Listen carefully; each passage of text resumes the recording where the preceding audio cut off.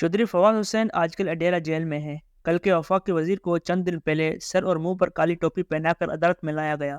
मगर आज के मेरे कालम का मौजू अब का चौधरी फवाद नहीं, तब का चौधरी फवाद है। ये कोई 30 बरस पुराना किस्सा है। 1993 या 94 की बात है। फवाद के चचा चौधरी अल्ताफ हुसैन पंजाब के गवर्नर थे। मैं कलम मजदूर की हैसियत से दबंग गवर्नर के सियासी ख्यालात सुनने या उनसे इंटरव्यू के लिए गवर्नर हाउस जाया करता था। ऐसे ही किसी विजिट में चौधरी फवाद से गवर्नर हाउस में मुलाकात हुई। चौधरी फवाद इस ज़माने में गवर्नमेंट कॉलेज लाहौर में बीए के तालिब इल्म थे और अपने चचा गवर्नर चौधरी अल्ताफ़ हुसैन के पास गवर्नर हाउस में ही मुकीम थे। चौधरी फवाद से जो तारुफ 30 साल पहले हुआ था, वो मुश्तरकात की वजह से दोस्ती में बदलता गया। किताबों का मुताला, तारीख, सियासत और सहाफ़त में दिलचस्पी और मरकज़ी मौज़ूआत थी जो हमारे दरमियान ज़ेर बहस रहती। वक्त गुजरा तो एक रोज़ चौधरी अल्ताफ़ का बतौर गवर्नर ही इंतकाल हो गया। मुझे गवर्नर हाउस से चौधरी अल्ताफ़ की लाश के साथ रोते हुए चौधरी फवाद की रवानगी का मंजर आज भी याद है। फिर चौधरी फवाद ने लाहौर से ही कानून की डिग्री ली और यहीं वकालत का दफ्तर भी बनाया। इस दौरान ये रोज़ाना का मामूल था कि हर रोज़ घर के फ़ोन पर सुबह ही सुबह चौधरी फवाद की कॉल आती। सियासत, सहाफ़त और ताज़ा तरीन हालात पर तफसीली गुफ्तगू होती। साल साल तक चौधरी फवाद का ये मामूल रहा कि वो जो भी किताब पढ़ता, इसके बारे में मुझे ज़रूर बताता। मैंने भी तारीख, सियासत और मुआशरे के हवाले से फवाद को कई किताब से मुतारिफ कराया। वक्त के साथ साथ ये रिश्ता मजबूत होता रहा।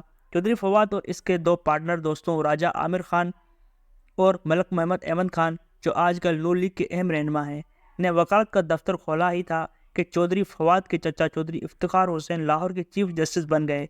फवाद मेहनती था मगर इस वक्त बहुत जूनियर था। हमारे रवाज के मुताबिक चचा के चीफ जस्टिस बनते ही इसकी वकालत चमक उठी। इससे थोड़ा अरसा पहले चौधरी फवाद अमली सियासत में भी कूद चुके थे। मुझे वो दिन भी याद है जब पीपल्स पार्टी पंजाब के राव सिकंदर इकबाल से चौधरी फवाद की मुलाकात में इसे शोबा इत्तलात का ओहदा दिया गया था। वक्त गुजरता रहा, जनरल मुशर्रफ का मार्शल आया।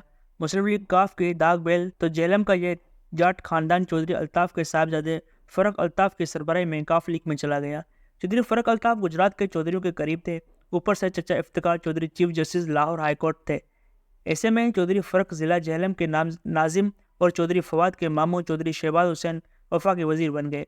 चौधरी फवाद का इस ज़माने में सियासी किरदार बहुत महदूद था, अलबत्ता उनका सारा जोर वकालत पर था। ताहम जनरल मुशर्रफ के खिलाफ अदलिया की तहरीक चली तो इस वक्त चौधरी फवाद जनरल मुशर्रफ के करीब हो गए और फिर बाद अज़ां इक़्तिदार से रुखसती के बाद उनकी नई जमात में शामिल हो गए। चौधरी फवाद इस जमात को मकबूल बनाने के लिए काफ़ी मुतरक हुए, लेकिन कोई नुमाया कामयाबी हासिल न कर सके। जनरल मुशर्रफ के इक़्तिदार से रुखसती के बाद पीपल्स पार्टी की हुकूमत बनी।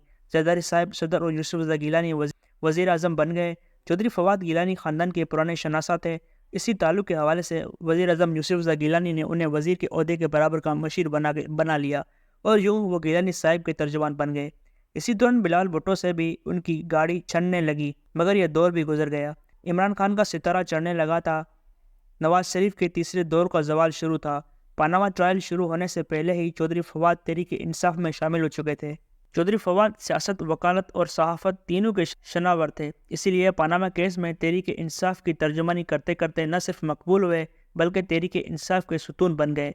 इंतखाबात हुए तो न सिर्फ टिकट मिला और वफाकी वज़ीर इत्तलात बन गए बल्कि मुल्क की सहाफ़त का धारा बदलने की कोशिश में मसरूफ़ हो गए।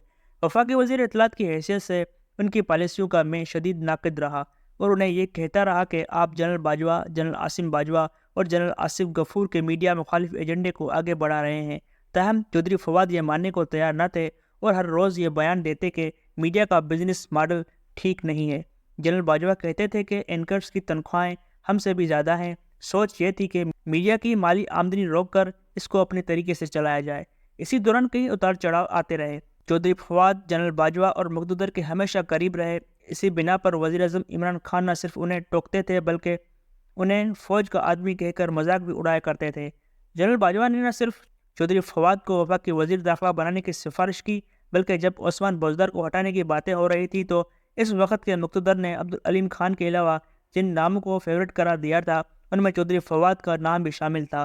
तहरीक इंसाफ के इक़्तिदार से निकलने के बाद अपने लीडर इमरान खान की तरह चौधरी फवाद भी तवाज़न खो बैठते थे। उन्हें पाकिस्तानी मुक़्तदर की ताकत भूल चुके थे और उनका ख्याल था कि अवाम का समुद्र मुक़्तदर समेत सबको बहा कर ले जाएगा। इस जज्बाती सोच के बावजूद चौधरी फवाद फ़ौज से लड़ने के हक़ में नहीं था। इसलिए 9 मई के मनसूबाबंदी करने वाली टीम में उसे शामिल ही नहीं किया गया था। मांगने के बावजूद इसे सूबाई असम्बली का टिकट भी नहीं दिया गया था। 9 मई جہاں عمران خان کی مقبول سیاست کو پہا لے گیا، وہاں چودھری فواد کی سیاسی کیریئر کے لیے بھی سوال نشان بن گیا۔ چودھری فواد کی گرفتاری ہوئی، سپریم کورٹ میں گرفتاری سے بچنے کے لیے بھاگنے کی ویڈیو آ گئی اور پھر ایک روز ان کے تحریک انصاف چھوڑنے کی خبر بھی آ گئی۔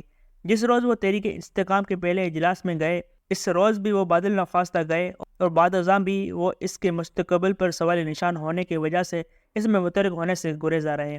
چودھری فواد کی اپنی کزن چودھری فرق الطاف سے دوریاں ہو چکی۔ فرق الطاف نون لیگ میں ہیں، چودھری فواد نون میں جا نہیں سکتے، تحریک استحکام انہیں جتوا نہیں سکتی، جیلہ میں آزاد امیدوار کا جتنا مشکل ہے، ایسے میں چودھری فواد جائے تو کہاں جائے؟ اسی کنفیوژن نے اسے اڈیالہ پہنچا دیا ہے۔ دیکھیں یہ کنفیوژن کب دور ہوگا۔